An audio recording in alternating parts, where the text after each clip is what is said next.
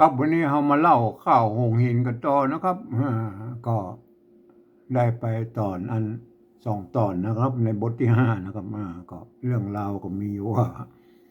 อัน6 องค์ ใจนะครับที่เกิดจากอันสนมเอก6 องค์นะก็เล่นหมากนิมคำก่อนนะครับหมากบ้านิมคำยนต์กันไหมกับมาน้อยครับลูกวิมาลาเทวีจีบบนจงลงป่องนะครับก็ปิกลูกสวรรค์มาแล้วนะก็มาอยู่กับแม่แล้วก็มาปะใส่กันนะอาหารบนเล่นหมากนิมคำนะกับมันน้อยก็ปิกไปบ้านนะครับไปหาแม่นะข้าได้หมากนิมคำสักหน่วยหรอ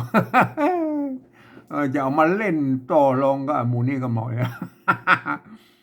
แม่ก็ตกสะเกิดแล้วก็ยังละ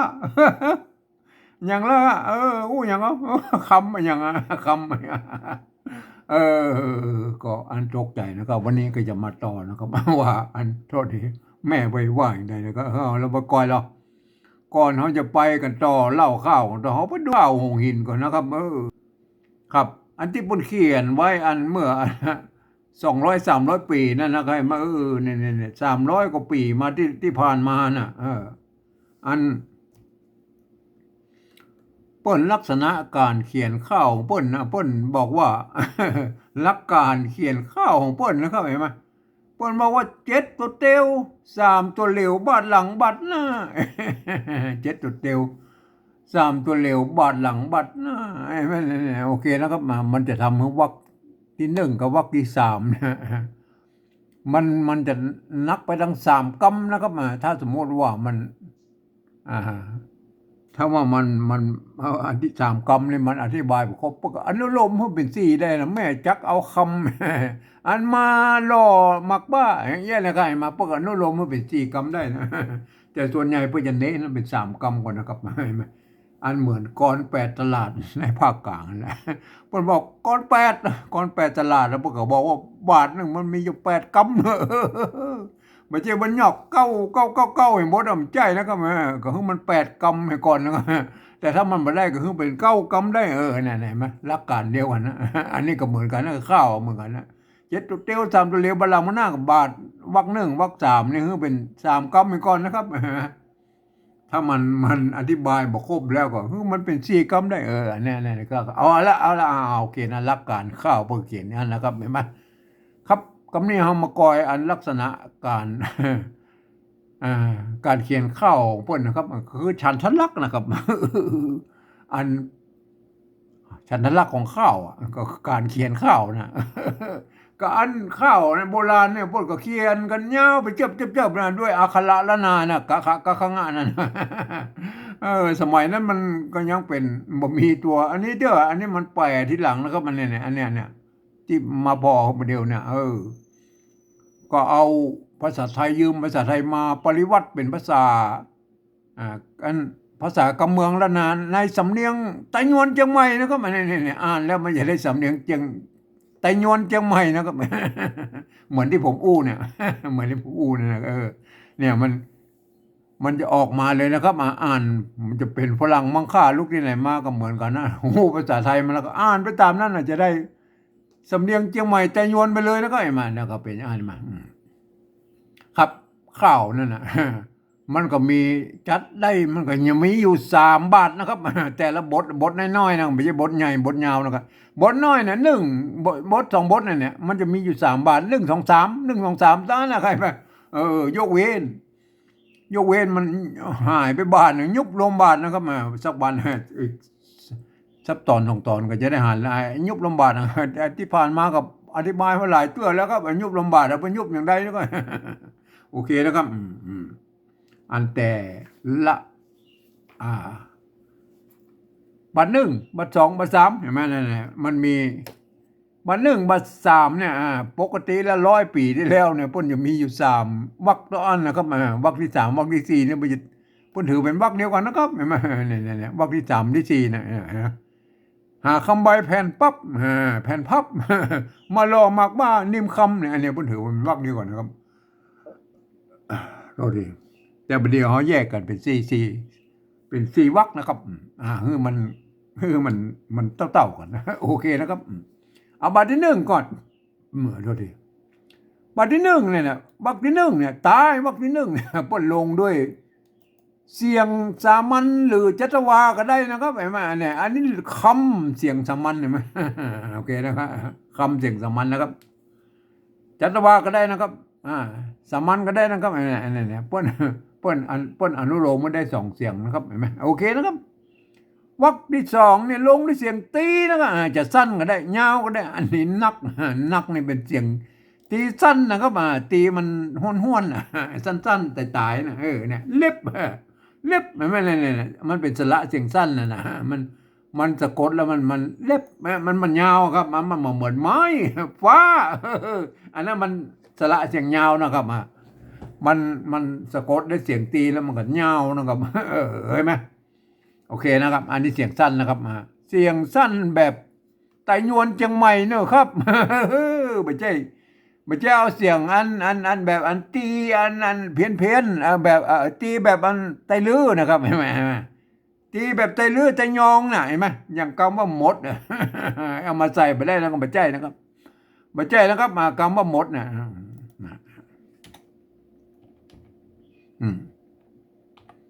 คำว่ามดนี่นะครับเห็นไหมภาษาไทยเปิ้นหมดนะครับออกเสียงเอกนะครับเห็นไหมอันภาษาละนาเปิ้นออก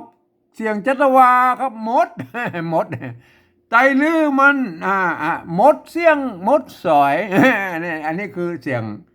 ไตยวนเชียงใหม่นะครับถ้าไตลื้อไตยองเปิ้นมดเสียงมดสอยมดมันเป็นมดเอามาใส่ตะนี่มันใช่นะคนละเสียงกันนะครับอย่าไปเอาเสียงอันวันนี้นี่ถึงเสียงของไตยวนเชียงใหม่นะครับอย่าไปเอาอันเสียงไตลื้อนะครับเสียงตีแบบไตลื้อมันยุ่งนะครับโอเคนะครับโอเคนะครับโอเคนะครับนักนะครับเล็บนิดนักพับแม่พับแม่เนี่ยมันเป็นเนี่ยอันต้องท่านว่าจะเป็นเสียงตีนะท่านบ่แน่ใจท่านไปดูในภาษาไทยนะครับภาษาไทยมันว่าอะไรอันไหนเสียงตีอันไหนเสียงตีสั้นอันไหนเสียงตียาวนะครับท่านไปดูนะครับเสียงตีสั้นแบบไทยนะกับไตยวนเนี่ยอันเชียงใหม่มันเต้ากันนะครับมันเต้ากันโอเคนะครับต่อไปวรรคที่3ของบทที่1เนี่ยบ้าลงด้วยเสียงจัตอันโทษเสียงอันโทพิเศษโทเมืองนะครับไม่โทพิเศษโทเมืองบ้าได้ให้ฮือเจ้าออกเสียงยาวๆบ้ามันขึ้นแบบหน่อยนะครับอันภาษาไทยเพิ่นออกได้แค่เสียงโทปกติบ้าอันล้านนาอันไตยวนเพิ่นบอกบ้าอันไตลื้อกับอันไตยองเปิ้นออกแค่เสียงเอกนะครับมักบาบ่ได้เป็นบ่ได้มันเป็นยังไงมั้ยเสียงมันจะเพี้ยนกันที่นี่นะครับเห็นมั้ยอันนี้ถึงเสียงของอันไตยวนเชียงใหม่นะครับเสียงโทพิเศษนะครับบ้านะครับอันวรรคที่4แล้วครับลงด้วยเสียงสามัญนะครับเห็นมั้ยสามัญเห็นมั้ยคำนะครับนิมคำนิมคำนะครับอะไรไหมอันไตลื้อมันก็จะไตยองมันก็ออกไปเสียงสามัญแล้วก็นิมคำมันคำเป็นคำแบบมันก็เสียงมันจะหาวขึ้นไปทางบนมันนิมคำนะครับเสียงสามัญนะครับเห็นไหมอันฉันนั้นหลักเปิ้นบังคับนะครับตายแต่ละวรรคนั่นเห็นไหมในข้าวเปิ้นจะบังคับเสียงนะครับโอเคนะครับท่านก็เวลาจะไปแต่งท่านก็นึกถึงอันฉันทลักษณ์อันนี้นะครับเห็นไหมบางคนพวกก็เขียนเป็นฉันทลักษณ์เป็นวงกลมนะครับแล้วบอกกับรถว่าตรงนั้นเป็นเสียงตีนั้นเป็นเสียงโทพิเศษอันนั้นเป็นเสียงจัตวาเสียงสามัญอย่างพวกก็ว่าไปนะตามนั้นเลยแต่อันนี้ผมอธิบายตาม อันข้าวที่เปิ้นอัน ตัวเขียนมาเลยนะก็นี่มาโอเคนะอันนี้บัตรที่หนึ่งเห็นไหมบัตรที่หนึ่งวรรคที่หนึ่งลงด้วยเสียงสามัญ วรรคที่สองลงด้วยเสียงตียาวและตีสั้นก็ได้ไหม วรรคที่สามลงด้วยเสียงโทพิเศษโทเมือง วรรคที่สี่ลงด้วยเสียงสามัญ โอเคนะครับต่อไปมาถึงบัตรที่สองครับบัตรที่สองก็คือบัตรก้อมเข้าก้อม ท่านต้องนึกถึงอะไรกันไอ้บัตรก้อมเข้าก้อมเนี่ยนะครับเห็นไหมต้องนึกถึงไอ้สาวรับเจ้าที่เข้ามากองเบ้าเตี้ยวกองไอ้จิ๊กแกต้มจิ๊กแกน้อยอันนั้นบัตรนี่แหละโอเคสาวรับเจ้าเสียงตีทั้งเนี่ยสักเต้าขี้เล็บเจ้านะครับขี้เล็บเล็บ เล็บเสียงตีสั้นนักเล็บนัก เห็นไหมไอ้เจ้าสารบเจ้ามันเสียงตียาวให้มันจะเสียงสูงขึ้นไปหน่อยนะเล็บนะครับเสียงตีสั้นนะครับเห็นไหมสั้นก็ได้ยาวก็ได้มันจะเอามดกับ สุดมาใส่นะมาใส่ไม่ตีมาใส่เหมือนอันไตลื้อไอ้ไตยองมันนะครับไม่ใช่นะครับ อย่าว่ามั่วนะครับอย่าเอามามั่วนะครับวรรคที่สองนี่ลงด้วยเสียงจัตวานะครับจำป้นหมายว่าเราจะต้องเลี้ยงเสียงนี้นะไอ้แม่มันจะได้นะไงมัน ข้าวมันเป็นยี่มันตั้งแต่โบราณว่าข้าวหงหินนี่เปิ้นอันเปิ้นเขียนมาตั้งแต่300-400 ปีแล้วเป็นต้นฉบับของข้าวทั้งหมดละนาเนี่ยนะข้าวละนาทั้งหมดเนี่ย เปิ้นเล่ากันในวัดในวาเพราะว่าเจ้ากำมารน้อยเนี่ยเจ้ากำมารน้อยนี่เปิ้นถือว่าเป็นพระโพธิสัตว์มาเกิดนะครับเห็นไหมเนี่ยเห็นไหมพวกกันเลยเล่าอัน ที่อันวัดวานะครับตามวัดตามวาไปเรื่อยทั่วละนาเนี่ยจนกว่ามันจะมาเป็นอันเข้าเจ้าบ้านได้กับประมาณ250 ปีที่ผ่านมานะครับเจ้าหลวงลำปางบนก็พญาโลมาวิสัยชำระนะครับชำระก็คือคัดลอกอันจากอัน ไอ้ใบลานใบลานเห็นไหมเอามาลงปั๊บสาเนี่ยเห็นไหมเอามาลงปั๊บสาเนี่ยเป็นไงไหมแล้วก็แต่งแต้มอีกสักนิดสักหน่อยนะที่ให้มันคล้องจองกันเห็นไหมก็โอเคแล้วครับอันป้นยังมันนำใจเจ้าพวกคือพญาพรหมชำระต่อทำเตื้อเนี่ยออกมาเป็นอันนี้แหละฉบับนี้แหละเห็นไหมอันนี้ได้มาจากเกาะคาลำปางมูลนะครับคุณณัฐนนท์เจียงไฮ้บนผมมาเมื่อ15-16 ปีแล้วครับครับผมก็แปลมาเป็นเนี่ยภาษาปริวัติอันนี้แล้วกันมาโอเคนะครับอันจักหมายจำนะฮะอันวรรคที่สาม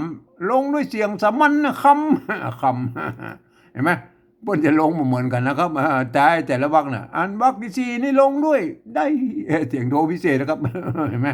แต่ละวรรคภายในบาทนะมันประจำกันนะครับท่านดีนะครับท่านไปบอกดีนะครับ มันประจำกันนะครับ เสียงบาทที่สามแล้วครับบาทที่สามท้าย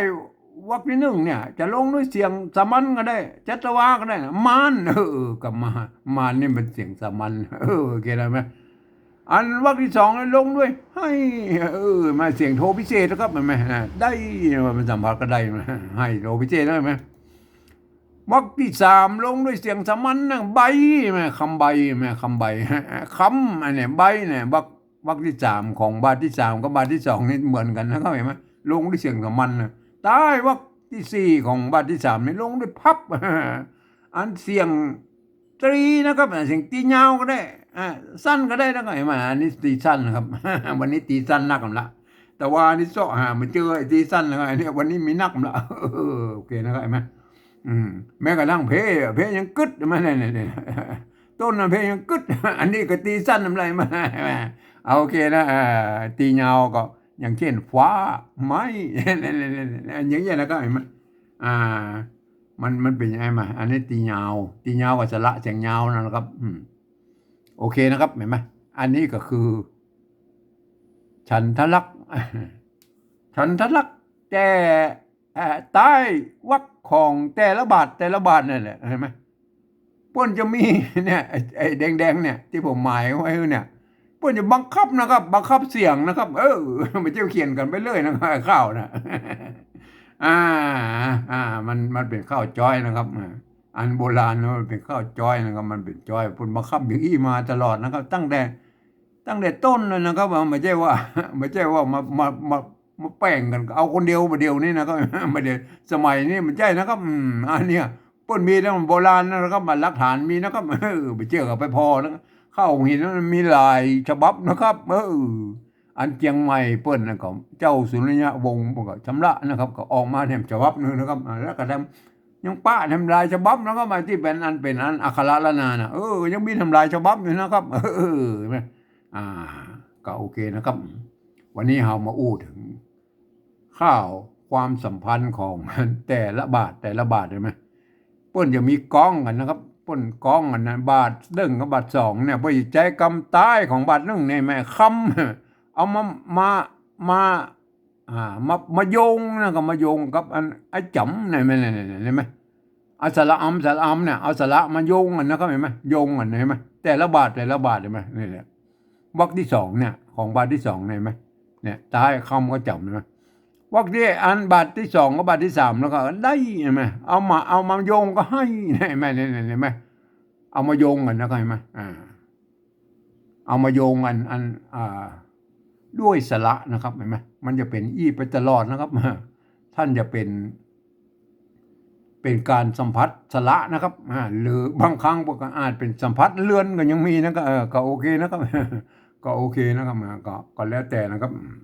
ถ้าปะสัมพันธ์เรือนแล้วผมจะบอกนะครับโอเคนะครับแต่การสัมผัสภายในวรรคระหว่างวรรคนะครับระหว่างวรรคเปิ้นบ่ได้เน้นสัมผัสด้วยสระครับเดี๋ยวนี้เน้นกันแต่นอกอย่างเนี่ยอย่างเช่นนี้ใช่ไหมแม่จักเอาคำมานำในปอนักมาเอาสระอำมาใส่แล้วบ่ต้องนะครับเพิ่นบอกว่าแม่จักเอาคำที่ไหนนี่หูเรื่องเลยเอาคำที่ไหนคำที่ไหนเอาคำที่ไหนมาแล้วเนี่ยเป็นยังไงมันเรื่องอะไรมาคำที่ไหนนี่เหรอเนี่ยว่าที่สองเนี่ยขี้เล็บเห็นไหมไม่ใช่ว่าซักเต้าขี้เล็บมาเย็บหมายจำมาเม็บมาเว็บมาเบ็บมาเก็บหมายจำนี่เนาะมันต้องมาเอาสเลบมาแล้วจักมาหมายจำจักมาหมายจำไม่ต้องจำเป็นจะต้องเอาสเลบมาเป็นสมบัติเห็นไหมเจ้ากำมันห้องว่าแม่ห้องว่าไม่ต้องเอาเจ้ากำมันมาผ่านให้มาการให้ผมใจไม่ต้องสระอ่านมาเห็นไหมห้องว่าให้เดียวได้ไม่ได้เดียวได้ป้อเป็นไม่ต้องเอาไปสลายสำรับไม่ต้องเห็นไหมแต่ถ้าสมมติมันสัมผัสสละได้หรอก็ดีไปนะครับมันก็ถือว่าอันพวกของวัดไปนะครับมันต้องไปเน้นสัมผัสสละแต่ถ้ามันกันเรื่องแล้วมันสัมผัสกันได้เองโอเคนะครับมันต้องไปเน้นโอเคนะครับสำหรับวรรคที่สองกับวรรคที่สามเนี่ยเราครับเห็นไหมวรรคที่สองเนี่ยวรรคที่สองเนี่ยลงด้วยเสียงตีมันนักเนี่ยวรรคที่สามนี่หรอปกติแล้วมันสามตัวเหลวมันจะต้องเหลวมาหานักอันนี้เปิ้นบอกว่าอันบ้าเนี่ยเหลวมาแบบอันเนี่ยแบบมันไม่ใช่สระนะครับบางคนก็ที่นี่ที่ไหนปอนักมาภูมิพักนิมคำมาภูมิกักมาตักมาตายจักนิมคำเอาสระอักมาใส่ไม่ใช่นะครับมันตายวรรคที่สามของบาทที่หนึ่งเนี่ยเปิ้นจะต้องลงด้วยเสียงโทพิเศษโทเมืองนะครับไม่ใช่เอาเสียงตีมาใส่นะก็ไม่ใช่นะครับเดียวเอามั่วกับไปใหญ่แล้วครับไม่ใช่ไปพ่อแล้วก็ข้าวหงหินนะครับหรือว่าข้าวโบราณฉบับอื่นๆเปิ้นบะหมี่นะครับบะหมี่เอาสลักมาไว้ตรงนี้นะเนี่ยท้ายวรรคที่สามนะท่านจะเป็นกวีนะท่านก็ศึกษาดีนะก็ไอ้ข้าวโบราณเมื่อกี้นี่ได้นะครับไม่ใช่ว่าเขียนไปเรื่อยนะครับโอเคนะครับโอเคนะครับอันนี้ต้องลงใต้วรรคที่สามของบาทที่หนึ่งจะต้องลงด้วยเสียงโทพิเศษโทเมืองนะครับเห็นไหมเหลียวมันบอกว่าเหลียวกันเหลียวมาแบบมันเนื้อเรื่องครับไม่ใช่เหลียวแบบสระครับเห็นไหมนักเหลียวเหมือนมักบ้านิ่มคำเนี่ยนิ่มคำเห็นไหมอันนี้ไหมอัน ท้ายวรรคที่เอ่อวรรคที่สองของบาทที่สองเนี่ยกับวรรคที่สามเนี่ยแม่จำกับคำแม่เนี่ยอันนี้จะต้อง อันนี้จำเป็นจะต้องเหลียวเอาสระมาเป็นด้วยสระนะครับเห็นไหมเนี่ยอันเฉพาะไอ้บัตรก้อมนี่อย่างเดียวนะครับเห็นไหมจักหมายจำแค่ควันข้อคำเนี่ยเห็นไหมข้อควันข้อคำอันนี้มันจะต้องใจเหลียวนะครับเห็นไหมแต่ถ้าเป็นอันเสียงจัตวาและสระหนำขำละหำหวำอย่างนี้ถลำอะไรถลำไหมก็เอามาไว้ตรงหน้าเนี่ยมันเป็นเสียงจัตวามันเอาไว้ตรงนี้มันได้ก็ต้องหมายจำถลำบนคอนี่มันเสียงจัตวานะถลำบนคอย่อหัวบ่ได้อันนี้เนี่ยมันจะเป็นอันฉันทลักษณ์ก็แต่งเป็นหัวโยงเนี่ยก็ได้นะครับก็ได้แล้วก็นะมั้ยโอเคนะมันมีหลายแบบอยู่นะครับเห็นไหมไอ้แบบว่าไอ้บาทที่สองนี่นะครับโอเคแหละแต่มันสัมผัสสละกันนะครับอันนี้รอวรรคที่สามวรรคที่สองของบาทที่สามกับบาทบาทที่สามเนี่ยวรรคที่สองกับวรรคที่สามไหนไหมให้คำใบอันนี้ถือว่าเป็นพวกสัมผัสอันสละได้นะครับก็มันสัมผัสได้ก็ดีนะครับได้ก็ดีแต่ประจำเป็นก็จะต้องอันสัมผัสสลายนะครับอันห้องว่าให้หาคำหาแผ่นคำมานับมาปั๊บมาอย่างนี้เนี่ยเอาคำนี่ก็ลงได้ก็ได้เนี่ยมาเอาลงคำนี่ก็ได้นะเสียงสามัญเห็นไหมมันต้องเอาสลายก็ได้คำใบนึงก็ได้มันจะเอาแค่คำก็ได้นะไก่มาเป็นไหมแต่เปิ้ลเอาคำใบนะเปิ้ลแต่งมาคำใบแผ่นพับก็โอเคนะก็ได้นะไก่มาอันนี้ก็คือลักษณะของการอันสัมผัสแต่ละวรรคนะครับเห็นไหมอันนี้วรรคที่สามกับวรรคที่สี่ของบาทที่หนึ่งเนี่ยไหมปกติอันเมื่อ100 ปีที่แล้วเราเพิ่นถือว่าเป็นวรรคเดียวกันนะครับเห็นไหมเพิ่นก็จะบางครั้งเพิ่นก็จะเอาสัมผัสในก็ได้นะมาหล่อมมักบ้าหรือมานำเนี่ยสระอาได้ไหมมันก็มันอันนี้ก็หาคำใบ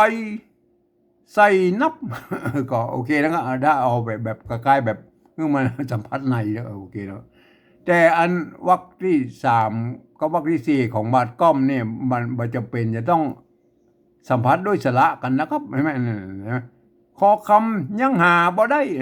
มาเนี่ยเพิ่นบ่ต้องเพื่อเอาในเรื่องสัมผัสนะครับโอเคนะครับแต่ที่มันเน้นนักหนานั่นแหละอันคือจะเน้นให้มันสัมผัสให้มันม่วนกันในวรรคนั้นเลยมันต้องเอาไปต่างวรรคเห็นไหมอย่างเช่นการใจเอกทรงอักษรกู้สระกู้นั่นน่ะกำสามม่วนนั่นน่ะเพิ่นจะใส่อยู่ในวรรคนั่นน่ะภายในวรรคเน้นภายในวรรคไหนมามันจะทำให้ทำให้ข้าวมันม่วนขึ้นมานะครับเห็นไหมโอเคนะครับอันนี้เห็นไหมตีไหนปอนักในเสียงตีไหมปอเสียงสามัญไหนเสียงจัตวามันอันตีเนี่ยมันเสียงโทมันเนี่ยส่งเสียงตีเนี่ยเนี่ยเอามาส่งทั้งหน้าไปก็ได้นะส่งตัวไหนก็ได้นะครับส่งตัวนี้ก็ได้เนี่ยส่งตัวหน้าไปก็ส่งไปทั้งหมดถึงวรรคเนี่ยตีไหนปอนักมาหลอมมากบ้ามากเสียงเอกนะครับเห็นไหมอันนี้เอกส่งนะเห็นไหมเอกส่งไอ้ตี้นี่เป็นอันเสียงโทนะครับเห็นไหมถ้าเป็นเขียนเป็นตัวละนามตัวตะไม่กี่ไม่เยาะนะครับเห็นไหมก็คือไม่เอกนะบ้ามากบ้าเห็นไหมโอเคนะก็ไอ้มากบ้าเห็นไหมมาหล่อมมากบ้าขี้เล็บเต้าเล็บเต้าขี้เห็นไหมเต้าเนี่ยมันก็เหมือนกับตี้นะเต้าตี้เนี่ยมันเป็นอันตัวตะนะครับไม่เยาะนะครับเต้านะครับขี้เล็บเห็นไหมส่งไปถึงขี้ส่งไปถึงเล็บเห็นไหมเนี่ยมันเป็นยังไงเห็นไหมอันนี้เป็นเอกส่งนะครับจักหมาย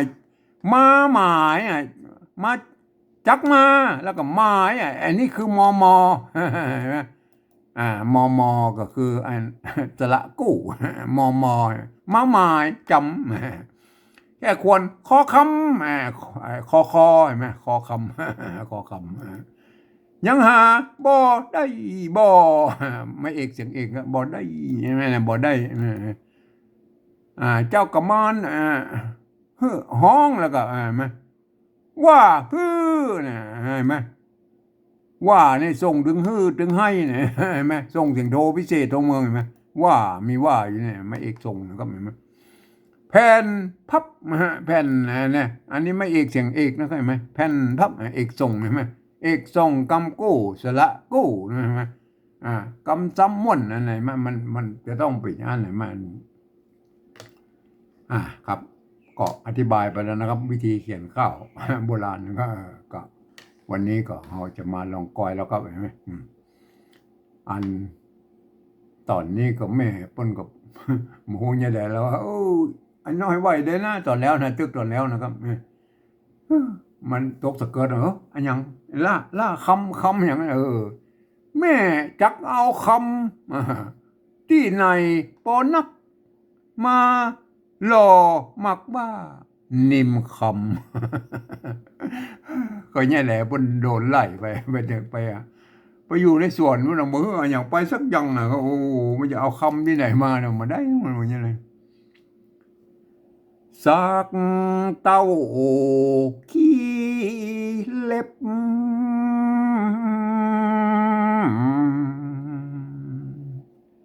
จักมาหมายจำ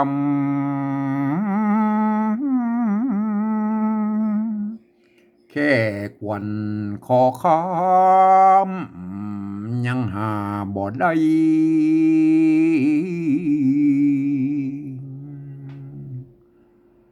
ส่วนเจ้ากำมันห้องว่าหายหาคำใบแผ่นพับสักหน่วยเดียวได้พอเป็นสำรับไปต่อตั้งเอามาแม่สุติกึด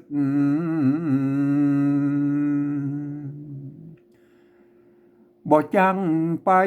หาแอวไปมาตามหิมป่ากว้าง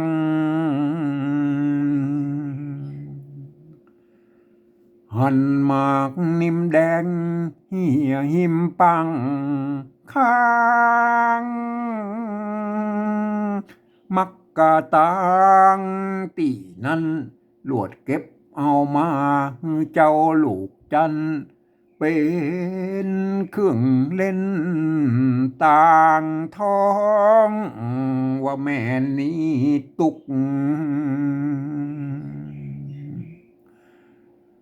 บ่มีสิ่งของจักไปต่อรองก็บอกกวนลังหนึ่งเปิ้นลูกเธอปะเลือเมืองกว้างเสว